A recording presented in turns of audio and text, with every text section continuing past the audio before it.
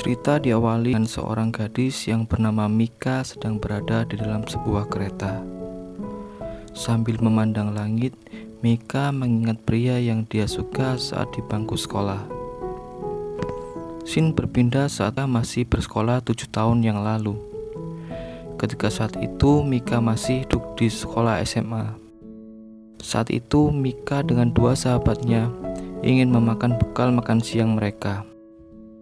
Ketika Mika hendak memakan bekalnya, sahabat yang bernama Aya menceritakan kalau dia menyukai seorang bernama Nozumo.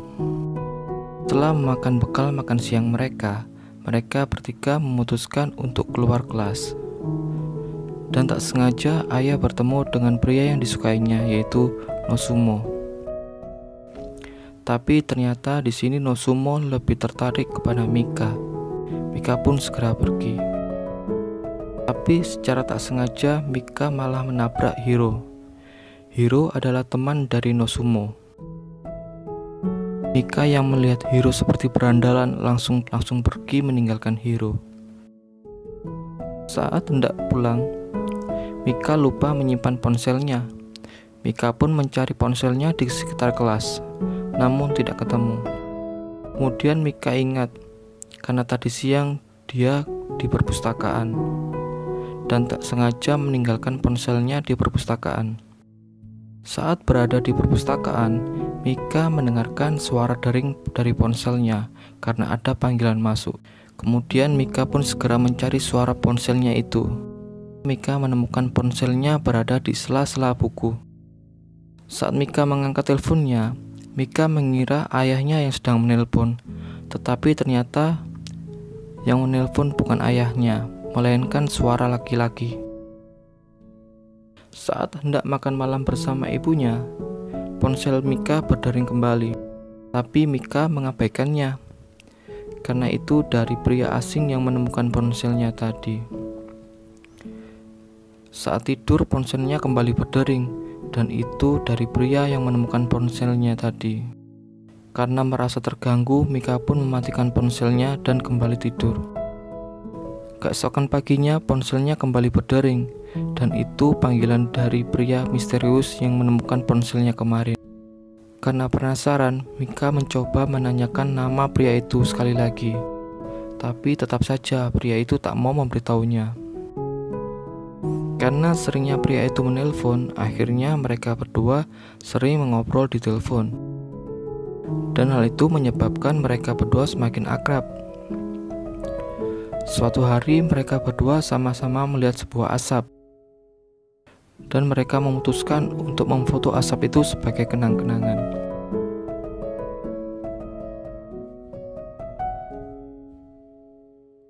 Di hari ulang tahun Mika, Mika merasa sedih karena melihat kedua orang tuanya sedang bertengkar.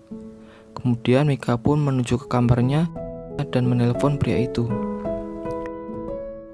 Saat mengetahui Mika hari itu sedang berulang tahun, pria itu pun menyanyikan lagu ulang tahun untuk Mika. Mika pun senang mendengarnya.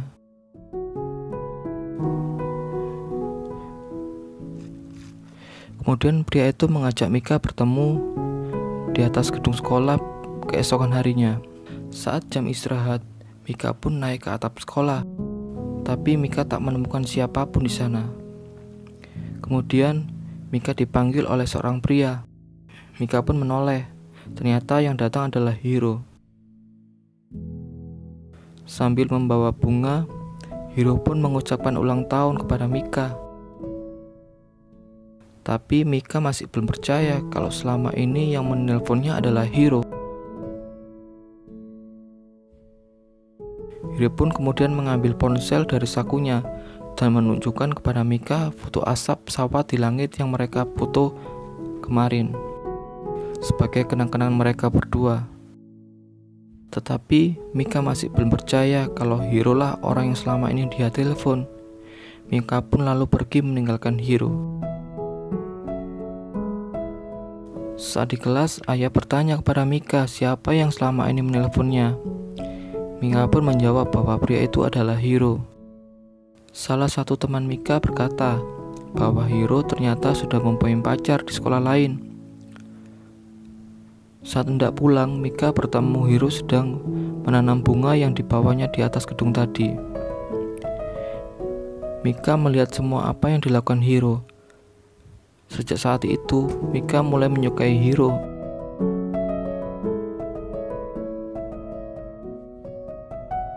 Mereka berdua pun menjadi semakin dekat. Hiro dan Mika pun sering menghabiskan waktu berdua sepulang sekolah. Di tempat lain terlihat Mika sedang duduk di kursi menunggu Hiro datang. Namun tiba-tiba sekelompok laki-laki menculik Mika.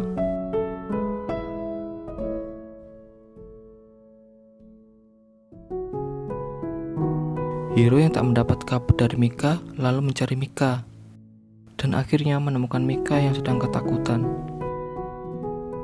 Hiro merasa bersalah karena tidak dapat melindungi Mika. Setelah berhasil menemukan pelakunya, Hiro pun langsung mengajar mereka berdua. Dan ternyata sekelompok pria itu disuruh oleh seorang wanita yang bernama Saki. Saki adalah mantan pacar Hiro di sekolah lain yang merasa cemburu atas hubungan Hiro dan Mika. Keesokan harinya, Saki yang tak terima Hiro diambil Mika mencoret-coret papan di kelas yang membuat Mika malu. Lalu Hiro pun pergi ke seluruh kelas untuk menghapus tulisan-tulisan tersebut. Saat Mika dijauhi teman-temannya, hanya Hiro lah yang selalu setia bersamanya. Melihat semua perhatian yang diberikan oleh Hiro, membuat Mika yakin bahwa Hiro mencintainya.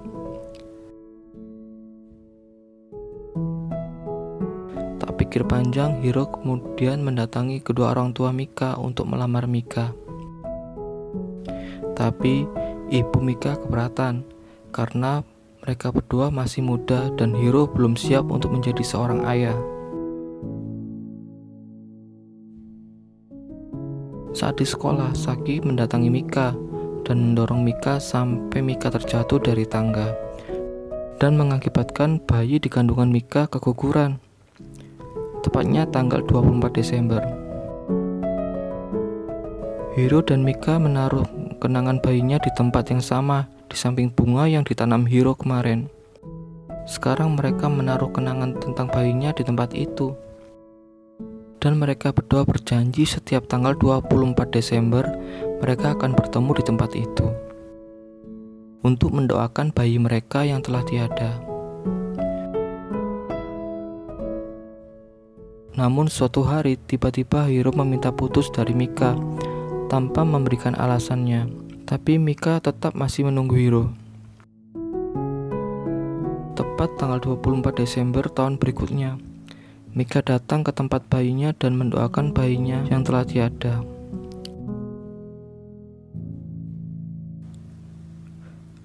Tapi ternyata sudah ada boneka salju kecil di tempat itu.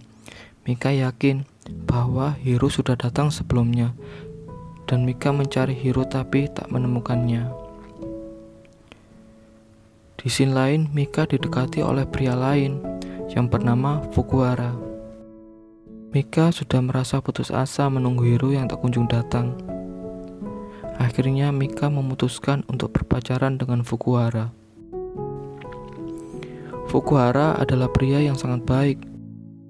Dengan membawa sekat bunga, Fukuhara mau menerima Mika apa adanya.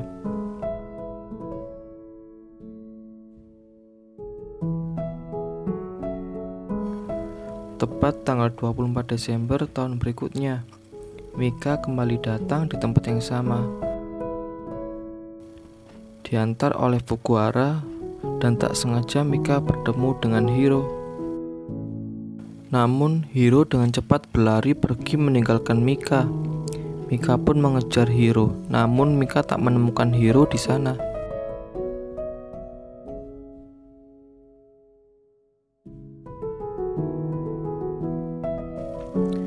Mika pun kembali berjalan menemui Fukuhara.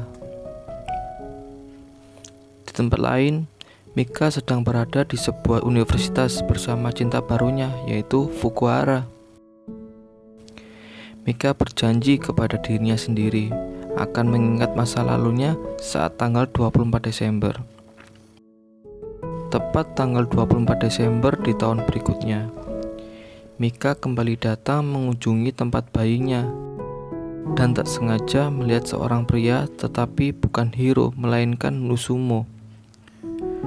Nozumo berkata bahwa dia disuruh oleh Hiro untuk datang ke tempat itu setiap tahunnya karena Hiro sudah tak sanggup lagi datang ke tempat itu. Nozumo menjelaskan kepada Mika bahwa Hiro sedang mengidap kanker semenjak 2 tahun yang lalu.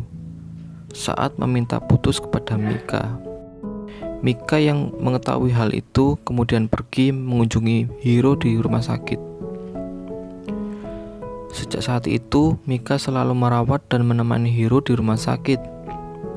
Mereka selalu bersama di sisa waktu Hiro yang semakin pendek. Karena penyakit kankernya, Hiro tak bisa hidup lama lagi.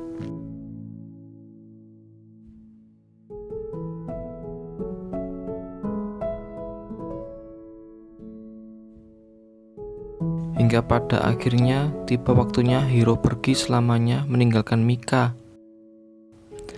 Karena rasa sedih yang sangat mendalam membuat Mika tak sanggup datang ke pemakaman Hiro. Dia tetap berada di kamarnya. Kemudian ibu Mika datang memberikan sebuah buku kepada Mika. Buku itu adalah buku harian Hiro yang ditulis sebelum Hiro pergi untuk selamanya. Saat Mika ingin mengakhiri hidupnya, tiba-tiba buku yang dipegang Mika terjatuh. Kemudian Mika memutuskan untuk membaca buku harian itu.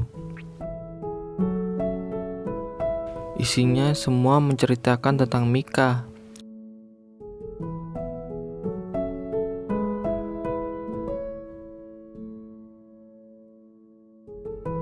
Di halaman terakhir terdapat gambar Mika, Hiro, dan anak mereka. Mika pun akhirnya dapat merelakan Hiro pergi untuk selamanya.